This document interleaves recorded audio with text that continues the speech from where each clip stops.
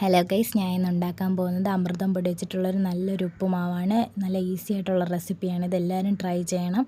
അതിനായി ഒരു പാനിലേക്ക് ഞാൻ കുറച്ച് വെളിച്ചെണ്ണയും കടുകും കറിവേപ്പിലയും ഇട്ട് നല്ലപോലെ വഴറ്റിയെടുക്കുന്നുണ്ട്. വേറൊരു പാത്രത്തിൽ ഞാൻ അമൃതം പൊടി എടുത്ത് പുട്ടിന് മാവ് കുഴയ്ക്കുന്നത് പോലെ കുഴച്ചെടുത്തു. എന്നിട്ട് അമൃതം പൊടി ഞാൻ ഇതിലേക്ക് തട്ടി കൊടുക്കുന്നുണ്ട്.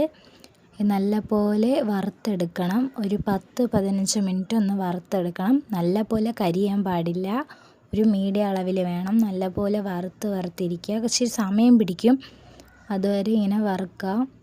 പിന്നെ വറുത്ത് വന്നതിന് ശേഷം നമുക്ക് ഫ്ലെയിം ഓഫ് ചെയ്ത് കുറച്ച് സമയം കാത്തിരിക്കണം. അപ്പോൾ ഒരു 5 മിനിറ്റ് കഴിയുമ്പോൾ നല്ലപോലെ തണുക്കും. തണുത്തതിന് ശേഷം എടുത്ത് കഴിച്ച് നോക്കൂ. നിങ്ങൾ നല്ല ടേസ്റ്റി ആയിട്ടുള്ളൊരു സംഭവമാണ്.